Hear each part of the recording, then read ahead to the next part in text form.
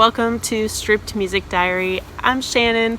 Eric is inside doing his other podcast, Turtle Soup, with his co-host Ryan, and it's a little bit loud in there. They talk very loud and get really excited when they do their podcast. We're taking it back to how I used to do Stripped Music Diary, where it originated, and that's just making videos outside at different locations. So this is my backyard and it's 83 degrees out and it's a little warm, even for Florida this time of year, I think, but who knows, tomorrow it could be 45 degrees because that's how it's been going. So anyway, thanks for joining me. If you clicked on this video, you probably know I'm talking about this book today, Cured, The Tale of Two Imaginary Boys by Lowell Tolhurst, who was a founding member of The Cure, and you can see him with Robert Smith on the cover. And if you're a Cure fan, I highly recommend this. It should kind of go without saying, but I wanted to share my thoughts on it. Of course, I'm gonna say, definitely read it if you're a Cure fan, for good or for bad. If you aren't a fan of Lowell, then I still really recommend it because the sincerity that he presents in this is just heart-wrenching. Like, he has this way of writing that it really blew me away, and I didn't realize how much he contributed to the writing in The Cure.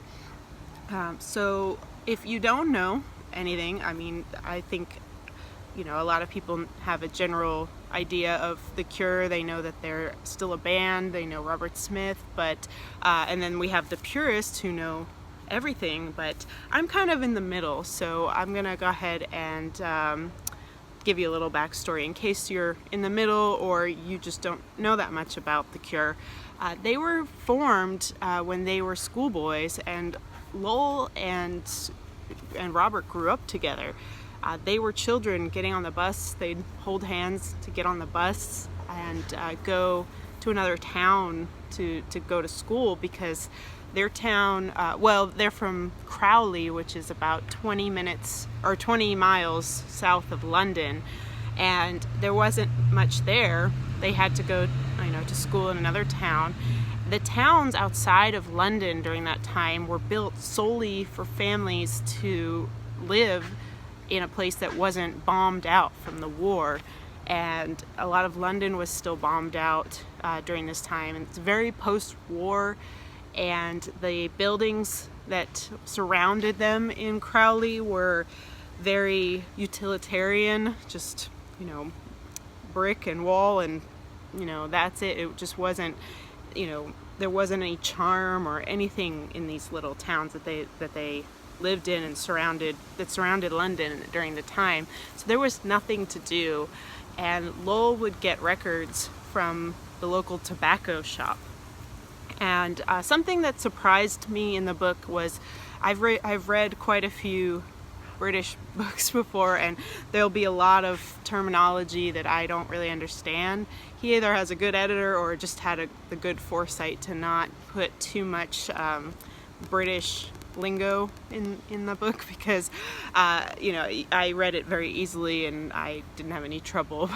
So that was good, and he didn't use a lot of British phrasing, and I appreciated that. Not that anyone should ever have to Americanize or dumb something down for Americans, or change the way they speak, but it was a very easy read, and it was a beautifully written book. I just can't say enough good things about the way it's written and the way it paints a picture of the Cure as these, Lowell and Robert as these schoolboys forming the Cure with Michael, and then how they met Simon Gallup, and it's just a great story, and he did a very thorough job to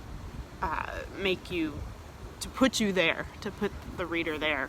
And so it also includes some photos in there of Lowell, as a young boy with his little first drum, and things like that. You can see some photos of he and Robert. But what really struck me was I really liked his little intro that he puts. There's a note here, which I'll read, author's note. There's a difference between memoir and autobiography. They might seem the same, but they're very different beasts. You may have heard that some events described here happened otherwise or went down in a different way. Well, this is my version, how I remember things, my truth. The conversations are as close to verbatim as I could manage and honestly presented.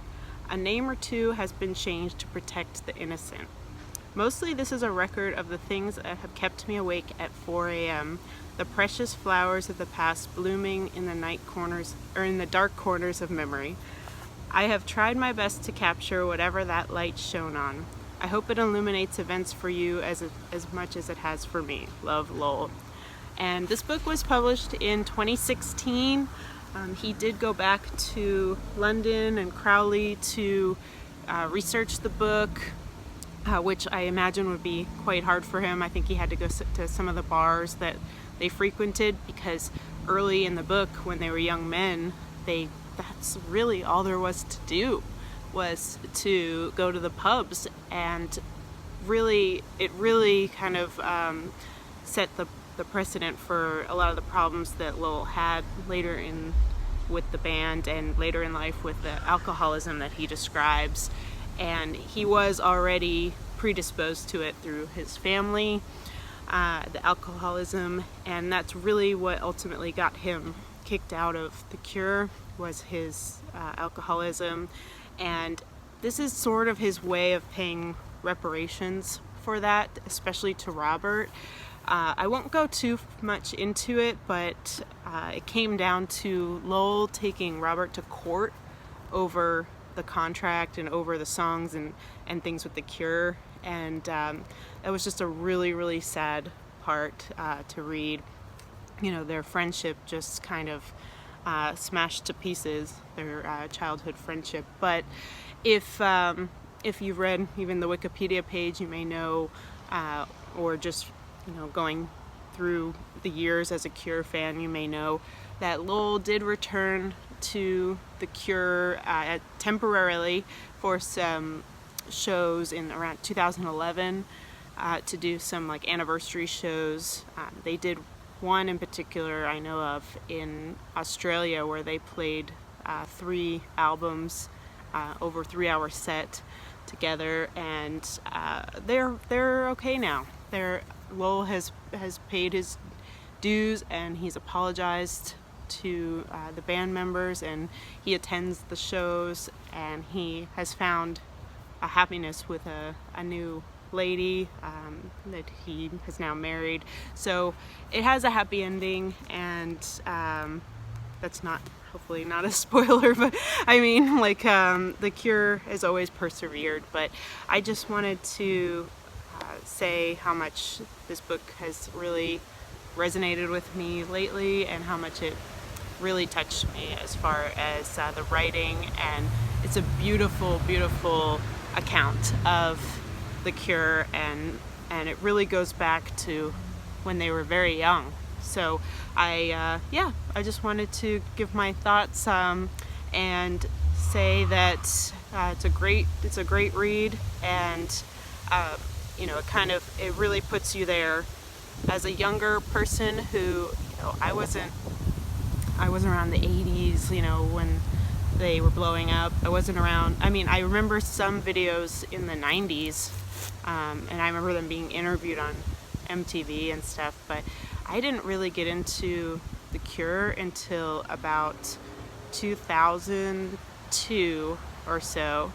I remember the first thing I ever bought was the Show. It's a live album, but I didn't know it was live. I bought it from Blockbuster Music, which I don't know if that was a chain. I think it was, but and I don't think it had anything to do with Blockbuster Video, but it was called Blockbuster Music, and they sold used and new CDs. And I remember I bought the CD used, but it was still like $18.